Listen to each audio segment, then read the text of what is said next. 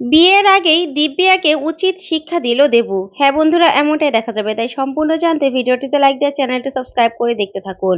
গল্পের শুরুতেই দেখা যাবে জগদ্ধাত্রী নন্দী চিরঞ্জিতকে বলতে থাকে, এখনই যাও, ভিতরে ডালাগুলো, তত্ত্বর ডালাগুলোকে সার্চ করো, সবকিছু দেখতে হবে। তখনই নন্দী চিরঞ্জিত ওরা আসতে থাকে। এদিকে তার আগেই যারা ডালা নিয়ে এসেছিল তারা এই ডালা থেকে ছিঁড়ে তারপরেই সেখান থেকে পিস্তল বের করে নেয় আর ডালাগুলো ওখানে ফেলে দেয়। তারপরে নন্দী চিরঞ্জিত এসে ওরা তত্ত্বগুলোকে ছিঁড়ে ছিঁড়ে সার্চ করতে থাকে। তখন সেখানে গরিমা, কৌশিকের মা সহ সবাই চলে আসে। তারপরে গরিমা বলতে থাকে, এসব কি করছেন আপনারা? কেন তত্ত্বগুলোকে এভাবে ছিঁড়ে ফেলছেন? ডালাগুলোকে নষ্ট করছেন? কি করছেন আপনারা? তখনই কৌশিকের মা বলতে থাকে, কি করছো তোমরা? এগুলো করতে কে বলেছে? তখন চিরঞ্জিত বলতে থাকে, এগুলো করার পারমিশন আছে, আমাদের বস আমাদেরকে পারমিশন দিয়েছে।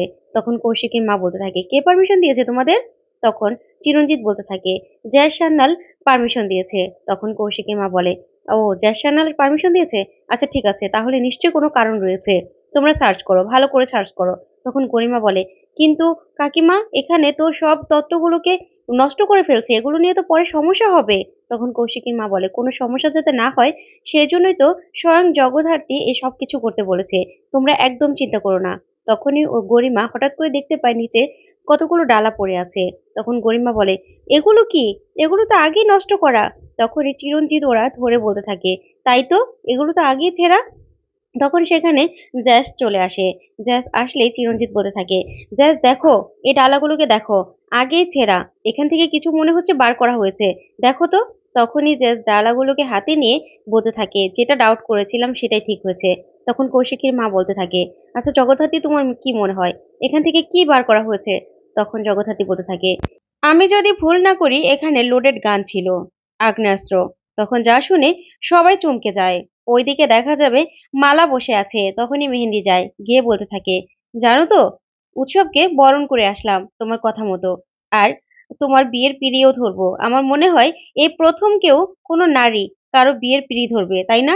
তখন মালা তাকিয়ে থাকে মেহেন্দির দিকে। তারপরে মেহেন্দি বলতে থাকে, তোমার পিঁড়ি ধরবো, তারপরেই দেখবো, আমিও তাকিয়ে দেখবো যে শুভদৃষ্টির সময় তুমি কোন চোখে উৎসবের দিকে তাকাও। তোমার চোখে মুখে আমি উৎসবের জন্য ভালোবাসা দেখি কিনা সেটাই দেখবো।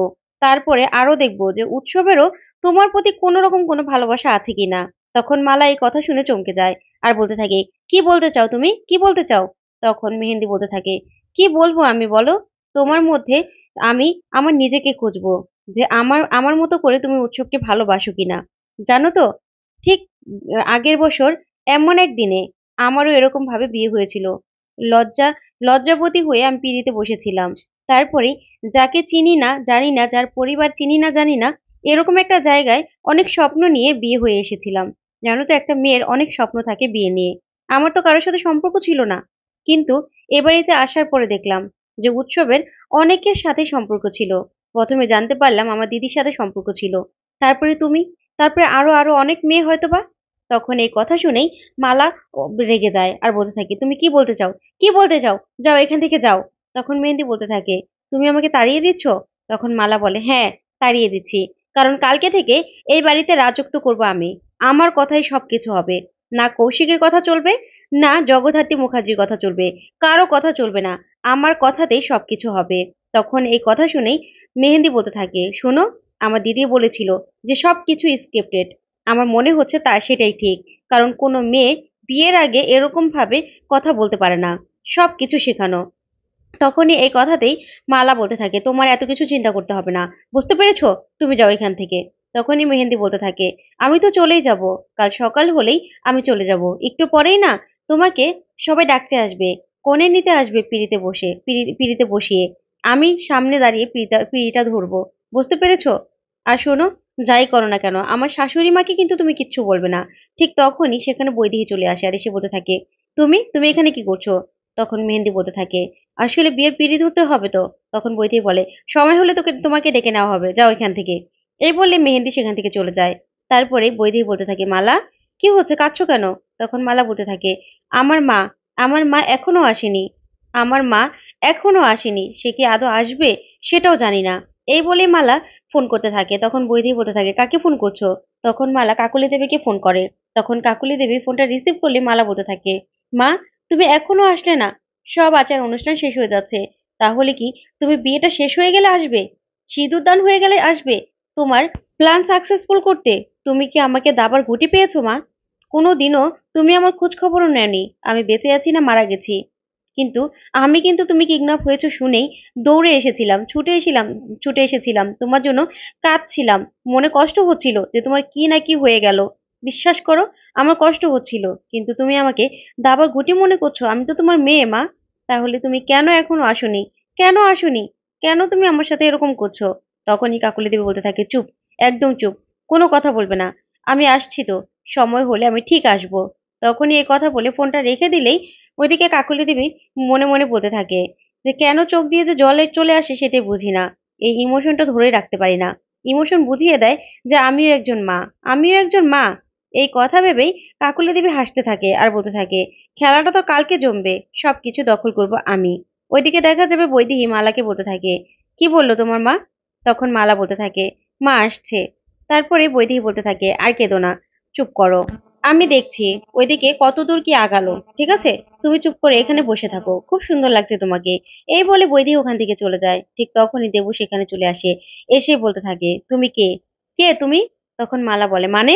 তখন দেবু বলতে থাকে, কেন আমাকে ফাঁসাচ্ছ? কেন? কি চাও তুমি? কি চাও?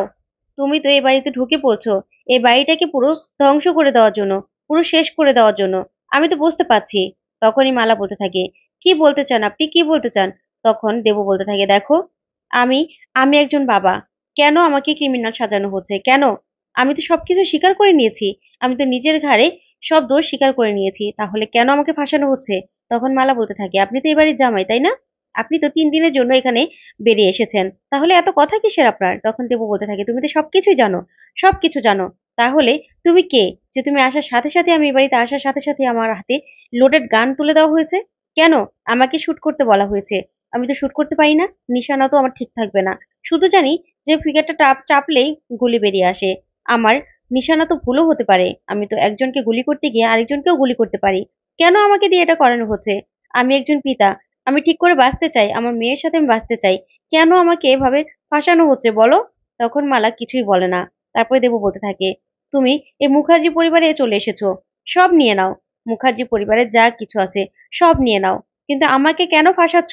আমি তো সবকিছু স্বীকার করেছি, নিজের ঘাড়ে সবটা দোষ নিয়ে নিয়েছি। তাহলে কেন আমাকে এভাবে তোমরা ফাঁসাচ্ছ?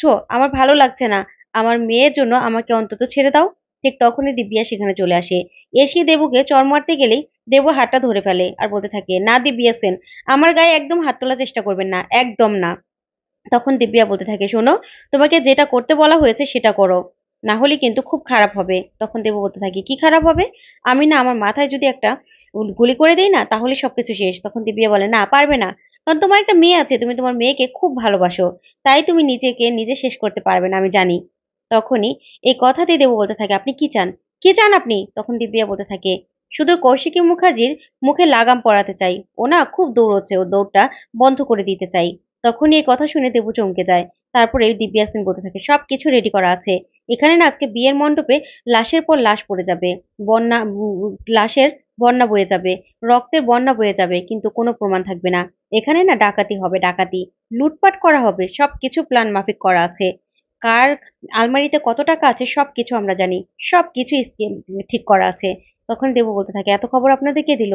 তখন দিব্যা সেন বলতে থাকে, উৎসব দিয়েছে, উৎসব। উৎসবের আলমারিতে কত আছে, রাজনাথ মুখার্জির আলমারিতে কত আছে, কৌশিকীর আলমারিতে সবকিছু। ঠিক আছে, তাই তুমি প্লিজ এত মাতামাতি করো না। কালকে না অফিস দখল করা হবে। কৌশিকী মুখার্জির চেয়ারে বসবে মালা, তার পাশের চেয়ারে বসবো আমি। তারপর উৎসব বসবে, বৈদেহী মুখার্জি থাকবে, আরো অনেকে থাকবে, আর সবার উপরে থাকবে একজন। তখন দেবু বলতে থাকে, কে থাকবে? কে আছে সবার উপরে? তখন দিব্যা সিং বলে, সময় হলে দেখতে পারবে। তখন দেবু বলে, আমি কি করব? তখন দিব্যা বলতে থাকে, অ্যারেস্টেড হবে খুনের দায়ে আর ডাকাতির দায়ে। শ্বশুরবাড়িতে বদলা নিতে এসেছিলে বুঝেছো, আর বাকিটা কোর্টে হবে। যা শুনে দেবু পুরো অবাক হয়ে তাকিয়ে থাকে।